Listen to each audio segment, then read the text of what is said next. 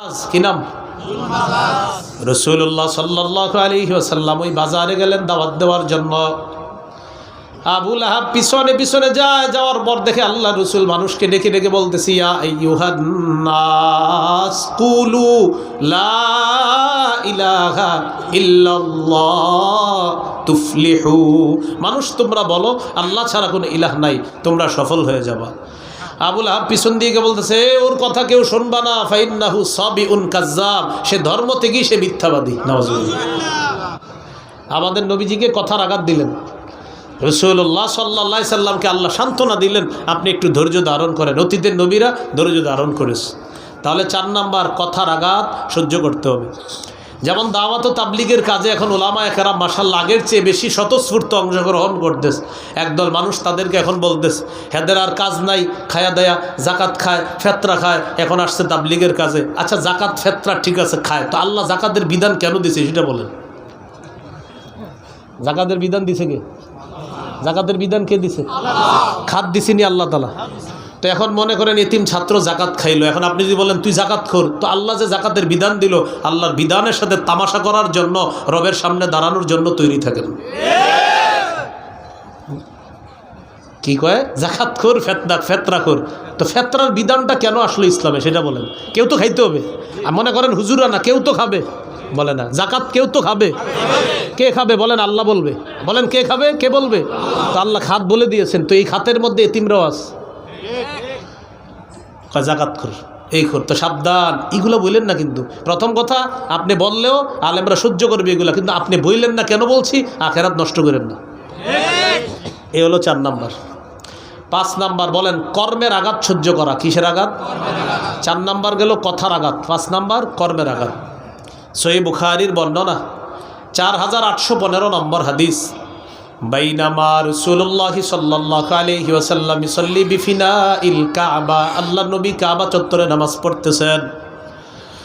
ইদ আকবালা ইবনু আবি মুআইত, এক পাপিষ্ঠ আবি মুআইত কাবা চত্বরে আসছে। আসার পর লাওয়া সাউবাহু ফি উনুকিহি, তার কাপড়টা, একটা চাদর আল্লাহ নবীর গলার মধ্যে এইভাবে পেঁচাইছে, চাদর পেঁচাইছে, নবীর গলায় চাদর পেঁচাইছে। নবী নামাজ, চাদরের 2টা তোড়া এইভাবে বের করছে। দেখেন, এই যে আমি যেভাবে বের করলাম, চাদরের 2 পাশ বের করার পর খানাকা বিহি খানকান শাদীদা, গলার মধ্যে 2 পাশ দিয়ে চাদরটা টান দিয়েছে। নবীর গলায় ফাঁস লেগে আল্লাহ রসুল মারা যায়। 2 পাশ থেকে জোরে টান দিয়েছে। নবীজির খুব কষ্ট হচ্ছিল। আবু বকর সিদ্দিক দৌড়ে আসছে রাদিয়াল্লাহু তাআলা আনহু। দৌড়ে এসে ওই পাপিষ্টটার ঘাড় ধরে একটা ধাক্কা দিছে। ধাক্কা দিয়ে বললেন, আতাকতুলুনা রাজুলান আইয়াকুলা রাব্বিয়াল্লাহ ওয়া ক্বাদ জাআকুম বিল বায়িনাতি মির রাব্বিকুম। তোমরা কি একটা মানুষকে এই কারণে হত্যা করতে চাও যে মানুষটা বলে আমার রব হলেন আল্লাহ? এই কারণে একটা মানুষকে হত্যা করবা? এই হলো কর্মের আঘাত। আল্লাহ রসুল সাল্লাল্লাহু আলাইহি সাল্লামকে এইভাবে কর্মের আঘাত করেছে। নবীজি দাওয়াতের কাজ আগের চেয়ে আরও বাড়িয়ে দিয়েছেন। তাহলে ৪ নাম্বার কথার আঘাত, ৫ নাম্বার কর্মের আঘাত। মনে থাকবেন ইনশাল্লাহ। ৬ নাম্বার, মানুষের আকল বুঝা দায়ী কাজ করতে হবে। মানুষের আকল বুঝতে হবে। কি বুঝতে হবে? আকল। এখন আপনি যেই কোনো এলাকায় গিয়ে ইচ্ছা মতো বলা শুরু করলেন, যে কোনো এলাকায় গেলে ইচ্ছা মতো কিছু বইলে আসলেন, পরে হুজুরা বিপদে পড়ছে মাদ্রাসার।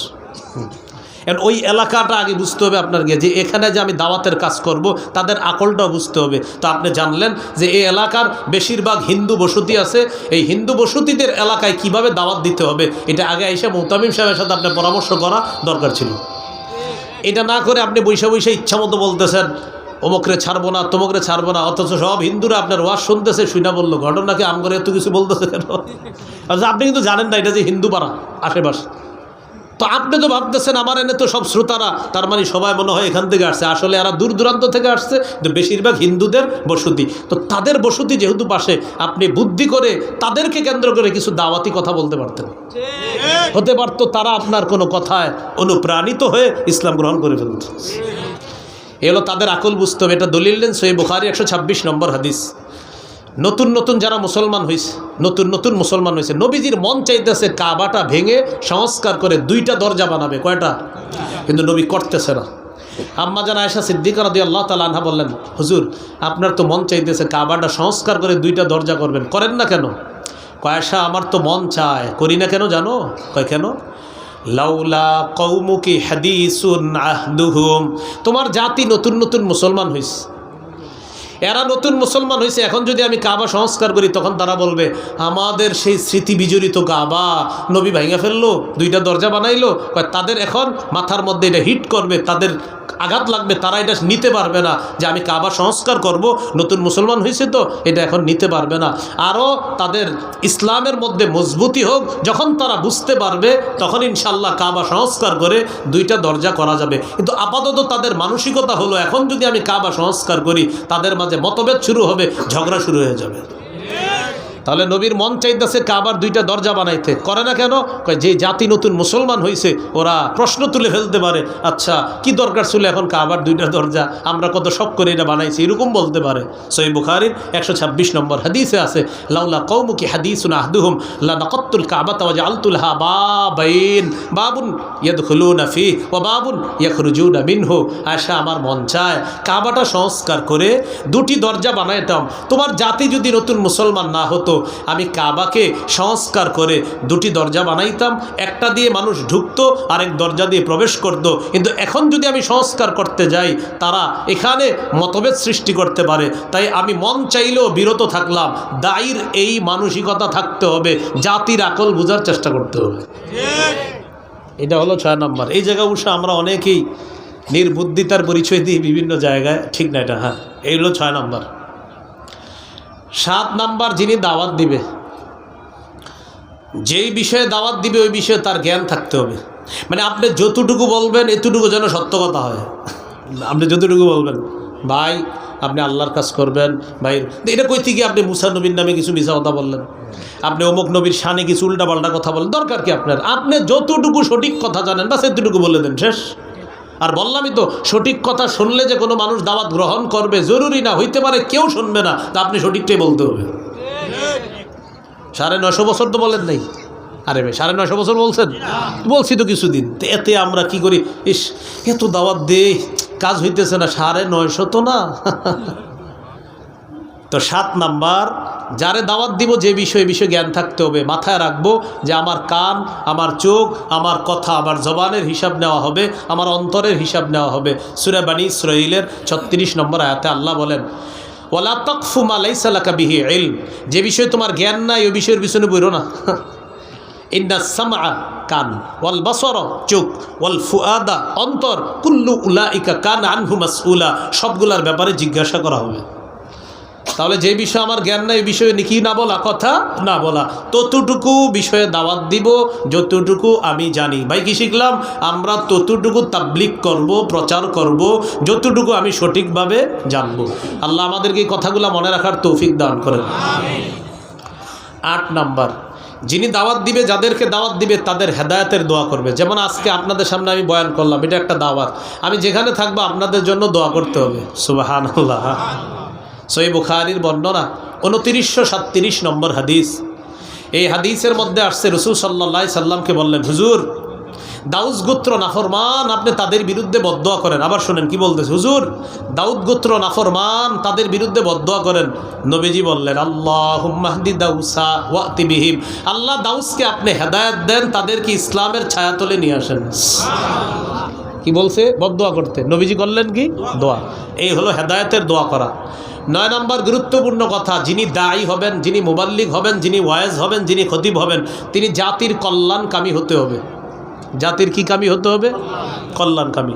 সহিহ বুখারীর 57 নম্বর হাদিস, আন জারির ইবনে আব্দুল্লাহ রাদিয়াল্লাহু তাআলা আনহু قال بايعت رسول الله صلى الله عليه وسلم على إقام الصلاة وإيتاء الزكاة والنصح لكل مسلم।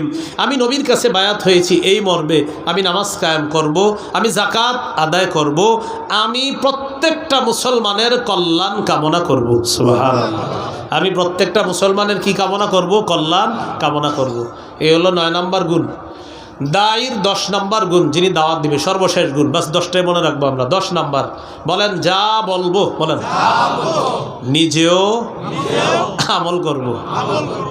এবার বলেন একটু, আমি যা করব তা বলবো।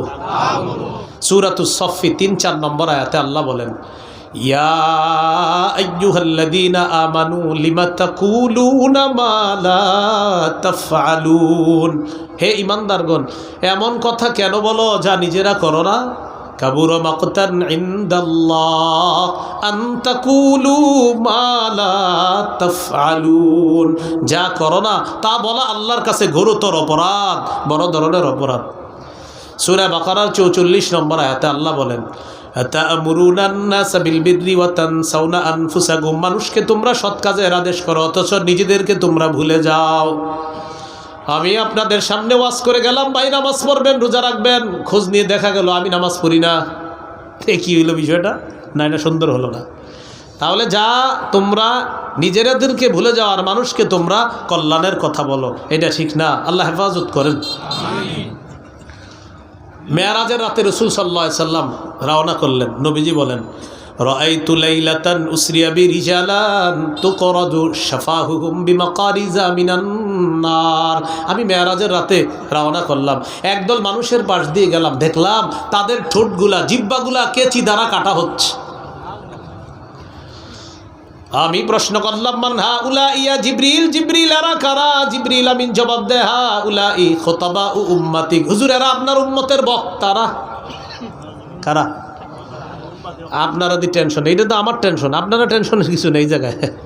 হাউলাই খুতাবা ও উম্মতিক, হুজুর এরা আপনার উম্মতের বক্তারা। আল্লাযীনা ইয়া'মুরুনা আন-নাসা বিল বিররি ওয়া ইয়ানসাউনা আনফুসাহুম, এরা তারা যারা মানুষকে কল্যাণের কথা বলতো আর নিজেদেরকে ভুলে যেত। তাহলে একদম সঠিক সরল অনুবাদ, আপনার উম্মতের বক্তারা, হুজুর এরা। কিয়ামত পর্যন্ত জিহ্বা কাটতে থাকবে এইভাবে। আল্লাহ হেফাজত করেন। এটা বুখারীর বর্ণনা শোনেন, আজীব বর্ণনা। বুখারীতে এক জাহান্নামীর বর্ণনা আসছে, এক জাহান্নামীর খারাপ অবস্থা দেখে অন্য জাহান্নামীরা ওরে দেখতে আসবে। বিষয়টা কেমন হলো? মানে এক জাহান্নামীরে অন্য জাহান্নামীরা দেখতে, মানে ওর ভয়ঙ্কর পরিস্থিতি অন্য জাহান্নামীরা দেখতে আসবে। অন্যরা কি ভালো আছে? এরা দেখতে আসবে কারে? আরেক জাহান্নামীরে। তো আসার পর বলবে, আচ্ছা তোমারে তো চিনা চিনা লাগে, আলাম তাকুন তা'মুরুনা বিল মারুফ ওয়া তানহানা আনিল মুনকার, তুমি কি ওই ব্যক্তি না যে আমাদেরকে বুঝাইতা, ওয়াজ করতা, সৎ কাজের আদেশ করতা, অসৎ কাজে নিষেধ করতা, তুমি না? বলবে হ্যাঁ। তো আমরা না হয় তোমার কথা মানি নাই তাই জাহান্নামী, তুমি কেন জাহান্নামে? ওই ব্যক্তি বলবে, কুনতু আমুরুকুম বিল মারুফ ওয়ালা আতি, আমি তোমাদেরকে সৎ কাজের আদেশ করতাম, নিজে করতাম না। ওয়া আনহাকুম আনিল মুনকার ওয়া আতি, অসৎ কাজের নিষেধ করতাম, নিজেই সারাদিন অসৎ কাজ করতাম। তো এই জন্য ওর অবস্থা দেখা অন্য জাহান্নামীরা দেখতে আসবে, ওর ভয়ঙ্কর অবস্থা দেখবে অন্য জাহান্নামীরা দেখতে আসবে, আগুনের চাক্কি তার চারপাশে ঘুরাইতে থাকবে, ভয়ঙ্কর পরিস্থিতি হবে, ওর হালাত দেখতে আসবে অন্য জাহান্নামীরা। আল্লাহ আমাদেরকে হেফাজত করেন। এই হলো দায়ীর 10টা বৈশিষ্ট্য থাকবে। সর্বশেষ দাওয়াতের কাজের একজন আমির লাগে। কি লাগে বলেন তো? আমির লাগে। একটা হাদিস শুনেন, সহিহ বুখারী 4340 নম্বর হাদিস। আলী রাদিয়াল্লাহু তাআলা আনহুর বর্ণনা, তিনি বলেন, বাসা রাসূলুল্লাহ সাল্লাল্লাহু আলাইহি সাল্লাম জাইশা ওয়াস্তামারা আলাইহিম রাজুলাম মিনাল আনসার, আল্লাহ নবী একটা দল জিহাদে পাঠাইলেন, তাদের একজন আমির বানায়া দিলেন। জোরে বলেন, কি বানায়া দিলেন? আমির। ও আমারহুম আইয়ুতিউহু, আর বলে দিলেন আমির যা বলবে সব শুনবা। যাক, জিহাদের ময়দানে গেছে, রওনা করার সময় আমির সাহেব হঠাৎ এক জায়গায় গিয়ে বলতেছে, আচ্ছা আলাইসা কদ আমারকুম রাসূলুল্লাহ সাল্লাল্লাহু আলাইহি সাল্লাম আন তুতিউনি, নবী কি বলে নাই আমি যা বলবো সব শুনবা? তো তারা বললেন, হ্যাঁ নবীজি বলছে আমির সাহেব আপনি যা বলবেন সব শুনবো। গদিবা, আমির সাহেবের কোনো কারণে রাগ উঠছে। বলেন কি উঠছে? তো রাগের কারণে আমির সাহেব বলতেছে, নবী না বলেছে আমি যা বলবো সব শুনবা? কাহা, এখন আমি যা বলবো শোনো। জি আমির সাহেব বলেন, তোমরা যাও ইজমাউলি হাতবা, লাকড়ি সংগ্রহ করে নিয়ে আসো। ফাজামাউ, সবাই লাকড়ি সংগ্রহ করে আনস। আনার পর আমির সাহেব বললেন, আউ কিদুহা নার, লাকড়িতে আগুন লাগায় দাও। লাকড়িতে তারা আগুন লাগায় দিছে। আগুন লাগানোর পর আমির সাহেব বললেন, উদখুলুহা, সবাই আগুনে ঝাঁপ দাও। আবার বুঝেন, আমির সাহেব রাগ উঠছে। রাগ উঠার পর সাথীদেরকে বললেন, তোমরা লাকড়ি আনো। লাকড়ি এনেছে, আনার পর বললেন আগুন জ্বালাও। জ্বালিয়েছে, আমির সাহেব বললেন তোমরা আগুনে ঝাঁপ দাও। এবার সাহাবীরা ফাহাম্মু, মানসিকভাবে প্রস্তুত ঝাঁপ দেওয়ার জন্য, মানে ঝাঁপ দিবে আগুনে, প্রস্তুত। ইতিমধ্যে একজন আরেকজনকে এইভাবে ধরে, ফাজা আলা ইউমসিকু বাদুম বাদ, একজন আরেকজনের পাশে এমন করে, এই আসলে ঝাঁপ দিমু, একজন আরেকজনকে আর কি। কয় কেন? ফাররনা মিনান নার ইলা রাসূলিল্লাহ সাল্লাল্লাহু আলাইহি সাল্লাম, আরে আগুন থেকে বাঁচার জন্য নবীর কাছে আসলাম, সেই নবী আমিরের কথা মানতে গিয়ে আগুনে ঝাঁপ দিতে বলবে, এটা বিশ্বাস হচ্ছে না। মানে নিজেদের মধ্যে বলাবলি করতেছে। এই করতে করতে হাত্তা খমাদাতির নার, আগুন নিভে গেছে, বলেন আলহামদুলিল্লাহ। ওয়াসাকানা গদবুহু, আমির সাহেবের রাগও ঠান্ডা হয়ে গেছে। শুধু আমাদের হজরত জিটটা 10 বছরে ঠান্ডা হইল না তো, যাই হোক আমির সাহেবের রাগ ঠান্ডা হয়ে গেছে। ঠান্ডা হওয়ার পর এখন এই ঘটনা নবীজির কাছে গেছে। যাওয়ার পরে রসুল সাল্লাল্লাহু আলাইহি সাল্লাম বললেন, সর্বনাশ, লাউ দাখালু হা মা খরাজু মিনহা ইলা ইয়াউমিল কিয়ামা, তারা যদি আমিরের কথা শুই না আগুনে ঝাঁপ দিত, কিয়ামত পর্যন্ত আগুনেই থাকতো, আগুন থেকে বের হতে পারতো না। হাদিসের শেষে নবী বললেন, ইন্নামাত তাআতু ফিল মারুফ, আমিরের আনুগত্য হবে শুধু ন্যায়সঙ্গত কথা আর কাজে, নাফরমানির কোনো হুকুমে আমির মানা যাবে না। এজন্য উলামায়ে কেরাম যদি কোনো আমিরের ভুল ধরিয়ে দেয়, সারা দেশ পৃথিবীর আলেমরা যদি ভুল ধরিয়ে দেয়, বাস ওই আমিরের ভুলটাকে ভুল মেনে আলেমদের কথা মেনে নেওয়া, এটার নাম হলো সৌভাগ্য হওয়ার লক্ষণ। আলেমদেরকে উপেক্ষা করে চলা, এটা পথভ্রষ্টতার হতভাগ্যের লক্ষণ হবে। এই ঠিক প্রমাণ করার জন্য, কি প্রমাণ করার জন্য, এই ঠিক আগামী 31শে জানুয়ারি 1-2 ফেব্রুয়ারি টঙ্গীর ময়দানে যাবেন ইনশাআল্লাহ। মনে থাকবে তো ইনশাআল্লাহ? আল্লাহ তৌফিক দান করেন। সুবহানাল্লাহি ওয়া বিহামদিহি, সুবহানাকাল্লাহুম্মা ওয়া বিহামদিক, আশহাদু আল্লা ইলাহা ইল্লা আনতা আস্তাগফিরুকা ওয়া আতুবু ইলাইক। দাওয়াত বিষয়ে আরও বিস্তারিত জানার জন্য আমার একটা সংকলন সংগ্রহ করে নেবেন, মিম্বরের আমানত। প্রথম খণ্ডের ভূমিকা বক্তব্যটাই দাওয়াত সম্পর্কে। এটা যারা পারেন সংগ্রহ করে নেবেন।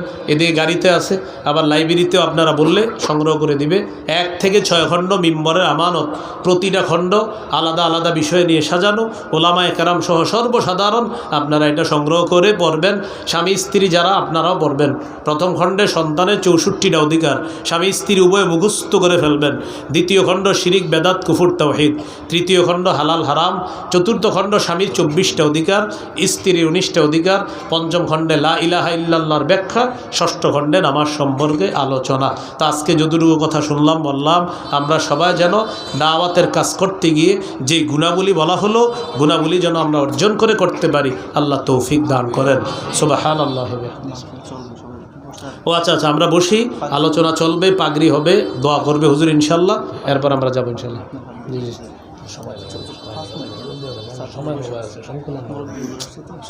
আগে বলতেন, হ্যাঁ তাড়াতাড়ি দেন।